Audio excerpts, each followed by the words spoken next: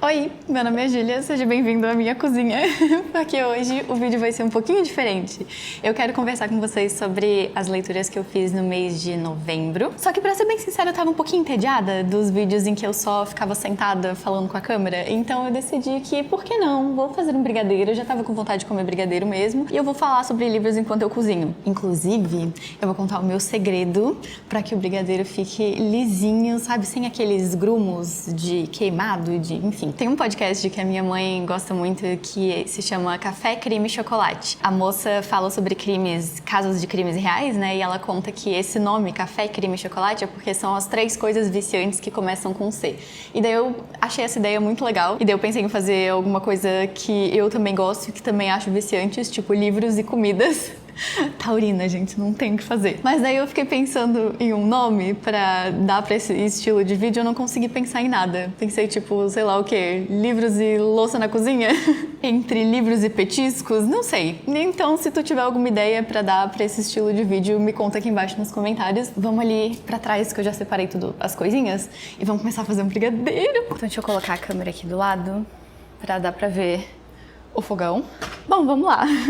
Brigadeiro vocês sabem como é que faz, né? Leite condensado, chocolate em pó e manteiga. Bota tudo numa panela e mexe. E eu tenho aqui minhas coisas tudo já separadinho, então taca tudo na panela pra gente começar. E daí vamos lá começar a fofocar sobre livros também, né? Porque essa é a parte boa. Comida e fofoca. O primeiro livro que eu li em novembro foi uma releitura, na verdade, que foi Garota Infernal, da Diablo Code. Eu amo muito esse livro, essa história, o filme, tudo. Ele não é pra ser levado a sério. E eu acho que tem muitos livros que, se tu for levar a história a sério, não vai dar certo.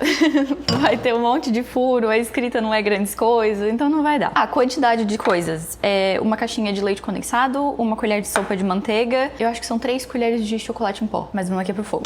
E eu gosto muito desses livros que não foram feitos pra serem levados a sério, porque se tu leva eles a sério, tu vai odiar. Vai ser uma bela de uma porcaria, ninguém vai gostar de uma história dessa. Mas se tu entende que tá, esse livro foi feito pra ser um meme mesmo, sabe? Pra ser zoado, não leva a sério, tem coisa ali que é meio ridícula mesmo, tu se dá a liberdade de se divertir com a história, que foi o que aconteceu comigo nesse livro. Ah, eu tinha botado fogo alto, fogo baixo, não quero queimar. Mexe, mexe, mexe, mexe, mexe. Eu gosto muito dessa história porque tem personagens icônicos, tem cenas muito icônicas que, tipo assim, vivem na minha mente. Eu adoro essa história. Foi um dos livros que começou a minha vida de leitora, sabe? Que eu, adolescente, li esse livro pensando assim, nossa, que coisa escandalosa a capa desse livro, porque é uma, né, mulher ali sentada numa cadeira com uma posição meio sensual. Não tá dando pra ver, né? Eu vou botar a câmera um pouco mais perto. Ainda não dá pra ver direito, né? Porque ou aparece eu ou aparece o brigadeiro. Então vamos fazer assim, que não aparece nenhum dos dois direito.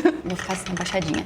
Aí eu acho que dá. Bom, o segundo livro que eu li em novembro foi Para Sempre Alice, da Lisa Genova. Esse livro foi muito legal porque eu li ele na casa dos meus avós. Eu tenho até um vlog aqui no canal além desse livro. Fala sobre uma mulher que tem Alzheimer. E assim, já no comecinho dela descobrindo que ela tem Alzheimer, como que ela lida com isso, porque ela é bem jovem assim, né? Em comparação com as pessoas que são diagnosticadas com Alzheimer. Ela tem acho que 50 anos, mais ou menos. Foi muito interessante porque a minha avó tem Alzheimer. Então, ler esse livro na casa dos meus avós foi uma experiência diferente, sabe? Eu gosto muito de ler livros e ter uma experiência durante a leitura, não só, assim, ler e acompanhar a história. Mas o que eu mais gostei desse livro é que a autora tem muito tato pra abordar essa história. Várias das coisas que ela fala ali sobre o Alzheimer da protagonista, da Alice, são muito reais. É muito diferente quando a gente percebe que um autor tem esse conhecimento e quando a autora coloca ali no papel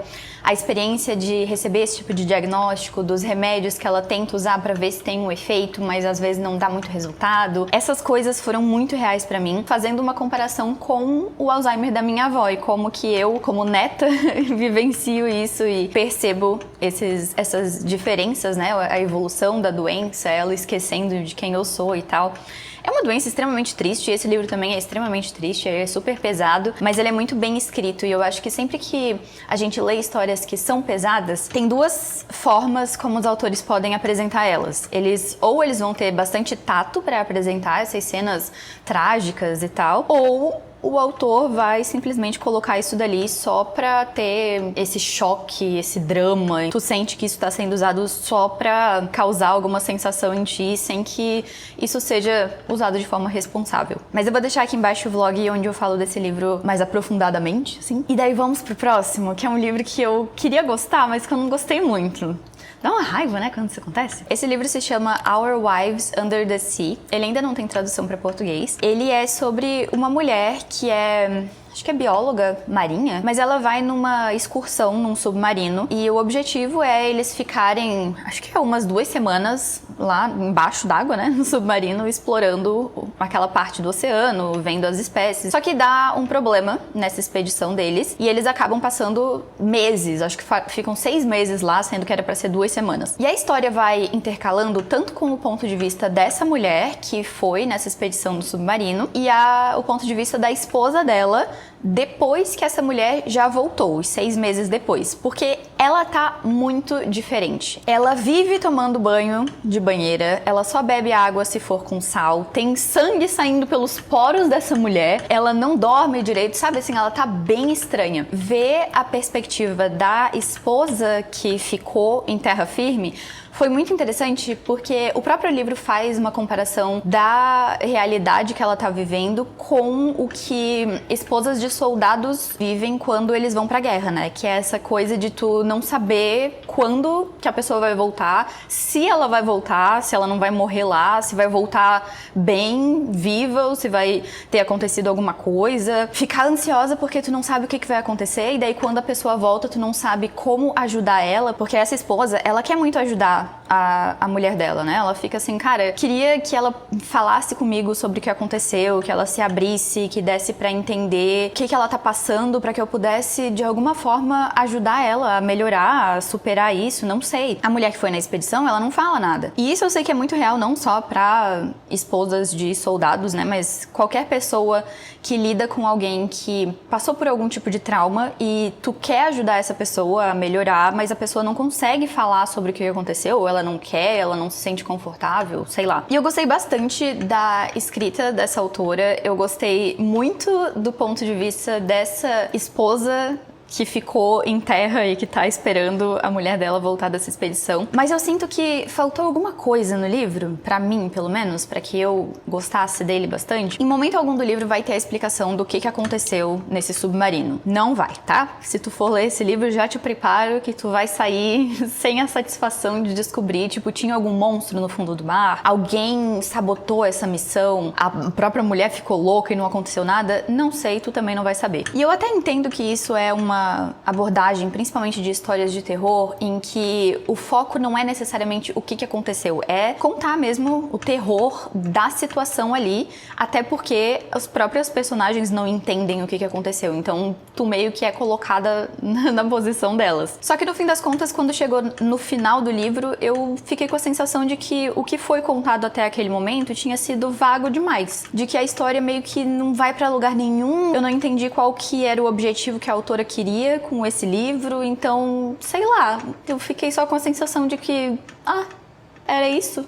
Então tá, né? Mas eu queria ter gostado desse livro, eu gostei de partes, eu gostei da escrita, mas do livro inteiro não fui muito fã não. E o próximo livro que eu li foi outro livro de um casal lésbico, mas esse daqui eu gostei muito mais porque ele foi focado no romance, porque Our Wives Under the Sea, ele não era focado no romance, o foco era nesse drama de relacionamento, até porque elas já estavam casadas quando começa a história, então não tem muito foco nisso não. Mas esse livro tinha. Ele também não tem tradução para português, eu fico tão irritada quando esses livros não vêm pra cá, mas enfim, espero que um dia venha. Ele se chama Those Who Wait, da Hayley Cass. E esse livro foi fofo demais! O romance nesse livro é entre uma mulher que acabou de se descobrir bissexual. Ela nunca tinha se relacionado com mulheres, até que ela vai, acho que numa balada, beija uma mulher e daí ela tem meio que uma crise de tipo assim... Eita, o que tá acontecendo? E a outra moça do livro é a Charlotte, que ela é uma... Eu acho que ela é só, tipo assim, assistente do prefeito, mas ela tá se candidatando pra ser senadora? congressista. Ai, não lembro agora o que é o cargo que ela quer. E essa Charlotte, ela já sabe, né, que é lésbica há muito tempo, mas por conta da carreira dela, ela não é assumida. Porque ela sabe que isso, infelizmente, é uma coisa que atrapalha a carreira política das pessoas, né? As pessoas ficam botando o dedo em coisa que não deve. Então essas duas estão lá num aplicativo de romance, a Charlotte querendo só um negócio casual ali, enquanto a Sutton, que é a outra moça que se descobriu bissexual agora, ela quer algo mais sério. Só que dá uma confusão ali, porque quem faz o perfil da Sutton nesse aplicativo é a melhor amiga dela, e daí ela manda uma mensagem pra essa Charlotte meio tipo assim, sedutora até demais. Enfim, dá um desentendimento ali, elas começam a conversar, começa a dar aquela coisa de tipo, ai, eu só queria algo casual, eu queria um relacionamento sério. Então, elas decidem continuar só como amigas mesmo. Não vai dar certo, né? Não vai dar certo. Elas vão conversando, vai flerte pra cá, flerte pra lá, aquela coisa. Esse livro, ele é muito grande, ele tem acho que umas 650 páginas, mais ou menos. É um dos romances mais longos que eu já li na minha vida, mas eu acho muito interessante que ele não pareceu ser longo demais, porque ele foi tão gostosinho de acompanhar. Eu gostei muito desse livro, a dinâmica entre as duas. Gostei muito também que o romance... Ai, gente, eu fico toda boba falando desse livro. O romance entre elas começa como uma amizade, daí vai evoluindo pra um romance. Eu sou muito fã de livro assim. Claro que esse livro me lembrou muito de Vermelho, Branco e Sangue Azul, né? Até pelo tema de política, essa coisa toda de personagens que não são abertamente LGBT ainda e tal. Mas eu acho que esse daqui, ele é mais um drama com romance, enquanto Vermelho, Branco e Sangue Azul é mais uma comédia romântica. Já deu o ponto aqui? O famoso ponto do brigadeiro, né? Que a gente passa aqui e fica ali o caminhozinho. Então agora eu vou te contar o meu segredo. Desliga o fogo. Tira a tua panela do fogo, eu vou botar aqui na bancada. Tá aqui em cima da bancada. E agora tu vai continuar mexendo isso aqui. Tá pronto, ó. Tá aqui no ponto de brigadeiro. Agora tu vai continuar mexendo isso daqui por mais uns 2, 3, 5 minutos, mais ou menos. Por quê? Porque a panela ainda tá quente, o brigadeiro ainda tá quente. Então tu continua mexendo isso daqui, e daí ele vai continuar lisinho. Esse é meu segredo. Não é nenhum segredo assim, nossa, incrível, inovador, né? Mas é o meu segredo pra fazer os brigadeiros ficar bom. Então eu vou seguir aqui trabalhando com os braços. Mas voltando pro livro. Acho importante falar que esse livro é hot. Só que o que eu mais gostei é que as descrições de sexo desse livro, elas não são aquela coisa unicamente, tipo, sensual e animalística, não sei o quê. Tem muitas cenas românticas e aquela coisa mais pro lado emocional do sexo. E que eu gosto muito desse tipo de descrição em livros, porque eu fico assim, ai, como pode ser tão fofo, sabe? Nossa, amo demais. E inclusive foi muito gostosinho ler um livro de romance que eu já sei o que acontece no final. Porque é um livro de romance mais leve, assim, não tem temas muito pesados que são abordados aqui. É o tipo de livro que tu sabe que vai terminar tudo bem, tu sabe que elas vão ficar juntas no final, apesar das 600 e poucas páginas do livro. E, dá um alívio no coração. Por isso que eu não sou a maior fã de spoiler, na verdade eu detesto spoilers, mas tem alguns casos em que eu não me importo, tipo em história de romance, porque o objetivo de ler um livro de romance é ter o romance ali e os personagens ficarem juntos no final, né? Então, só de tu falar que o gênero do livro é romance, meio que já é um spoiler, na minha opinião. Uma crítica que eu faria a esse livro é que, apesar de ter uma parte política envolvida ali na história, ele não fala quase nada de política. Tipo, eu não sei qual que é o objetivo da Charlotte ali, quais seriam as propostas políticas dela se ela fosse eleita e tal. Nada disso é abordado. Isso é meio que só um pano de fundo ali pra história. E é muito estranho porque os personagens eram bem desenvolvidos, tu via muito assim do dia a dia da Charlotte mesmo, de entrevistas e trabalhar até tarde, não sei o quê, mas tu não sabe o que ela defende na política, então isso foi um pouco tipo, ué, parece que faltou alguma coisinha ali no livro. Já chega agora de eu ficar misturando esse brigadeiro aqui. Bora enrolar os brigadeiros. Aqui eu tenho meu granulado colorido. O próximo livro que eu li em novembro se chama Sweet Tokyo, da Giovanna Madalosso. Ela é uma autora brasileira. E esse livro, a primeira frase desse livro, ela já é incrível, porque ela é assim, tô raptando uma criança. Ou seja, tu já começa o livro pensando, ok, fui convidada aqui pra ver um caos acontecendo, né? E aí aos poucos tu vai entendendo que é essa babá, que ela tá sequestrando a menina que ela cuida. E eu gostei muito desse livro porque nada é fácil pra essa coitada dessa Maju. E já no começo eu ficava pensando, meu Deus do céu, mas o que essa louca tá sequestrando uma criança? Por quê? E aí, aos poucos, tu vai entendendo por que essa louca sequestrou uma criança. E é muito legal porque tudo dá errado pra ela. Eu amo quando os livros vão seguindo personagens assim, que são meio fracassados, porque não tem graça seguir uma história em que o personagem consegue tudo super fácil, do começo ao fim. Ah, que graça tem? É legal quando vai dando errado, né? Então, eita, preciso de mais manteiga aqui. Eu falando que gosto quando as coisas dão errado pros personagens, olha só. Karma isso aqui, se chama karma. Mas é muito legal porque tu vai vendo ela pegando a menina e saindo. E a menina, coitada, ela tem 4 ou 5 anos, então ela não sabe o que tá acontecendo. Ela não sabe pra onde ela tá indo, ela só sabe que ela tá indo numa aventura.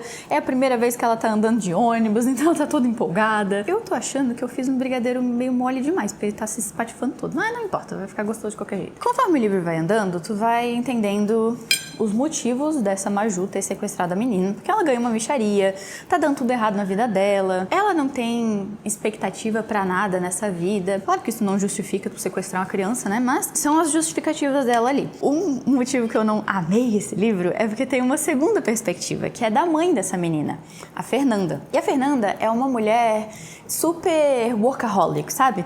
Ela é diretora ou produtora de documentários, raramente para em casa, ela vive viajando para fazer os documentários dela na natureza. Então ela viu muito pouco da filha crescendo. E é interessante ver isso de tipo assim, tá, uma mulher que quase não esteve presente na vida da filha, e daí agora essa menina é sequestrada e desaparece. E daí ela tem aquele contraste de tipo, eita, nunca fui próxima da minha filha e agora me ferrei, né? Porque agora eu gostaria de estar perto dela. Mas outra coisa que acontece com essa Fernanda é que ela recentemente descobriu que ela também gosta de mulher. Eu tava esse mês assim, numa coisa sáfica, né? Mas ela tá traindo o marido dela com uma outra mulher que ela conheceu nos sets de filmagem lá e tal. Só que, sinceramente, eu não gostei tanto assim da história dessa Fernanda. Porque a história da Maju, sendo uma mulher que tá sequestrando uma criança, era tão mais interessante que cada vez que passava pros capítulos da Fernanda, eu ficava assim, ai,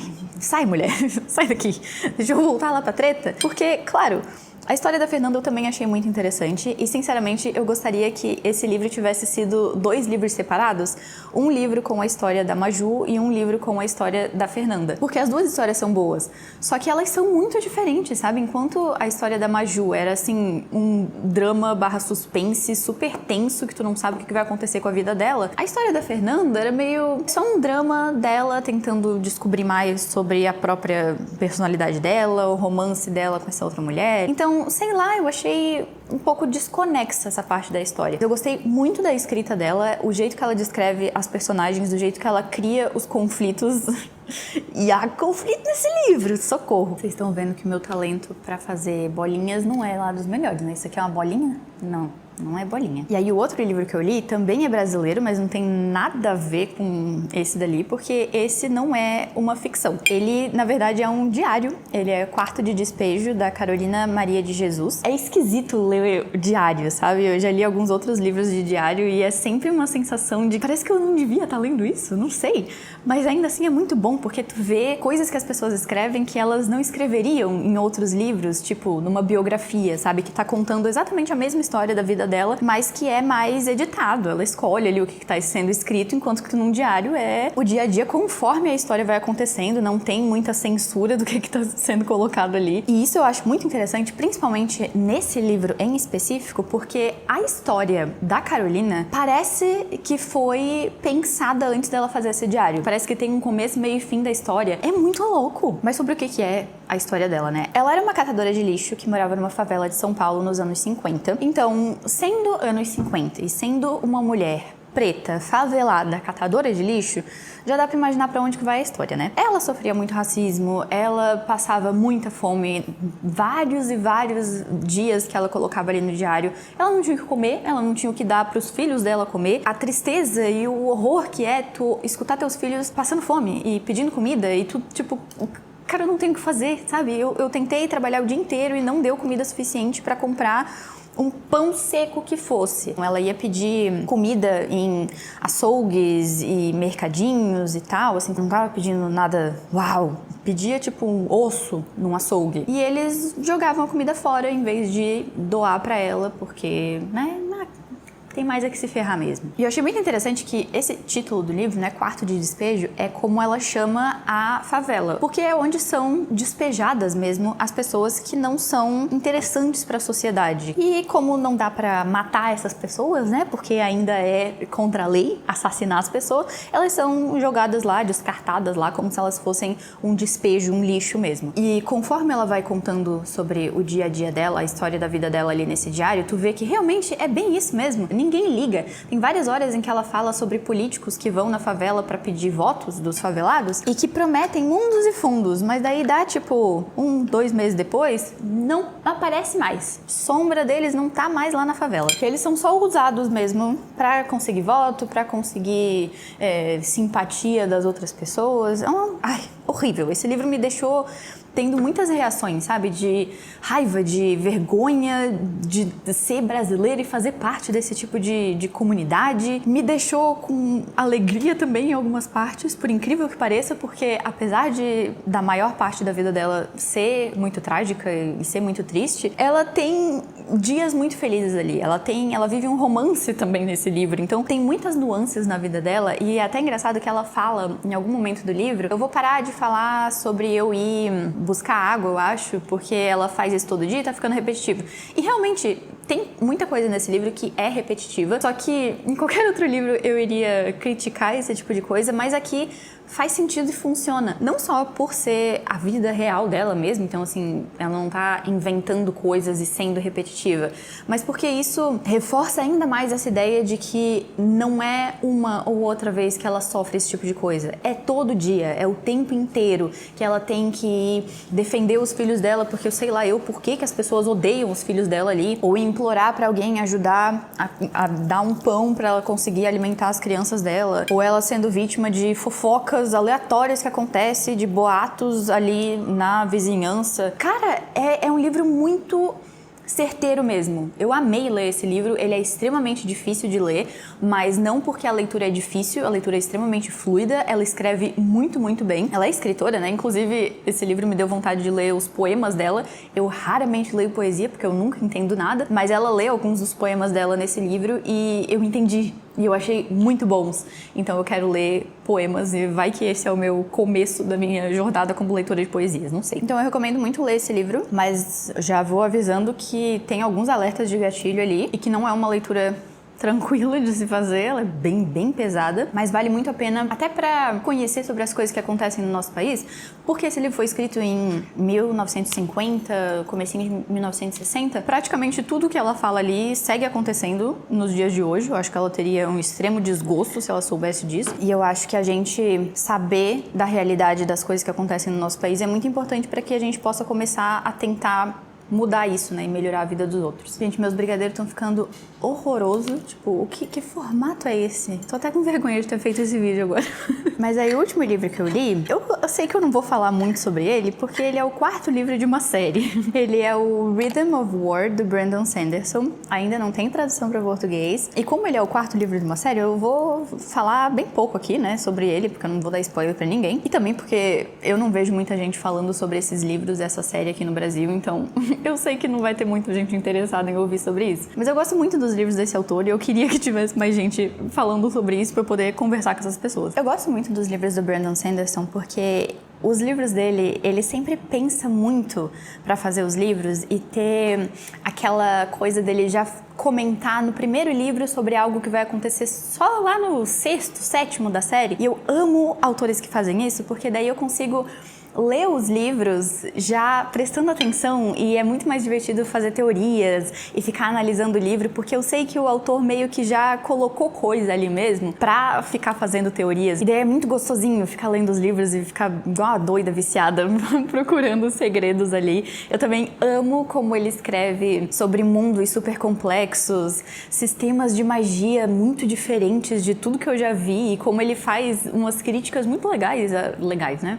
Umas críticas interessantes à sociedade, às pessoas e tal, com os livros dele. A única coisa que eu não amo nos livros dele é que os personagens dele são meio ideais demais, são meio perfeitinhos demais. Eu tô meio que acostumada a livros de fantasia do George R. R. Martin, que os personagens são todos terríveis e tenebrosos. E no Brandon Sanderson, os personagens bons, né, os mocinhos, eles são sempre muito honrados e nunca fazem nada de errado. E isso me dá um pouquinho de preguiça, pra ser sincera. Mas não a ponto de eu não ler mais os livros dele. Inclusive, eu tô super empolgada porque essa semana vai lançar um novo livro dele, o 5º livro, né, dessa série que eu amo tanto. Então eu tô super empolgada. E como é um livro de mais de 1000 páginas, eu conto como se fossem os 3 livros. Então pra mim é bônus, sabe? Mas me conta aqui embaixo nos comentários se tu leu os livros do Brandon Sanderson, se tu lê essa série, porque eu conheço bem pouca gente que lê. Até porque esse 4º livro não foi traduzido pra português, se não me engano. Então dificulta ainda mais, né, das pessoas acompanharem as obras dele. E eu sou tão fã dos livros dele que eu queria muito que tivessem mais dos livros dele em português pra eu poder falar mais sobre os livros dele e incentivar mais as pessoas a ler. Só que não tem como eu fazer isso, né, com um livro só em inglês. Eu sei que a maioria dos brasileiros não consegue ler em inglês, então eu fico um pouco chateada com isso. Mas eu entendo também porque são livros meio específicos, assim, né? Fantasia, e fantasia de cada um dos livros da série ter mais de 1000 páginas é um pouco difícil de incentivar as pessoas a ler. Tô enrolando de novo aqui meus brigadeiros porque eles ficaram tudo estatelado e horroroso, então eu tô tentando deixar eles mais bonitinhos e mais em forma de bola, mas eles seguem ficando bem ogros, assim. Me arrependi um pouco de fazer esse vídeo fazendo brigadeiro, porque agora eu pareço uma palhaça, né, que faz os brigadeiros que ficam tudo cagado, mas tudo bem. É isso, é a vida real. O sabor tá maravilhoso de qualquer forma, então não ligo. Eu tô muito acostumada a comer brigadeiro de colher, então eu faço ele um pouco mais mole. Eu acho que foi esse o problema que deu nesse brigadeiro de hoje, porque ele ficou assim bem mole. E ele não tá quente ainda não, tá? Quer dizer, não tá mais quente, né? Ele já tá temperatura ambiente, assim. Talvez se eu deixar na geladeira, não sei. Mas como eu prometi, não tem um gruminho aqui. Tá bem lisinho. Tá maravilhoso. Meus monstrinhos. Ficaram monstrinhos mesmo, gente. Nunca me contratem pra fazer brigadeiro pra festa. Me conta se tu já leu algum desses livros, ou o que tu vem lendo nessas últimas semanas. E se tu já tem um livro que tu sabe que vai fechar o teu ano, sabe? Que é o livro que tu vai ler agora em dezembro, pra ser, tipo assim, uma última leitura boa do ano. O meu vai ser esse 5º livro do Brandon Sanderson, da série dos relatos da Guerra das Tempestades. Mas muito obrigada por ter assistido o vídeo até aqui. Eu vou agora provavelmente ler mais alguma coisa enquanto eu como brigadeiros. Não se esquece de curtir o vídeo, por favor. E se tu for novo aqui no canal, se inscreve também. Eu faço vídeos toda semana falando sobre livros, leitores e literatura. E às vezes brigadeiros, que ficam meio feinhos. Então eu te desejo uma ótima semana, ótimas leituras e eu te vejo no próximo vídeo. Tchau!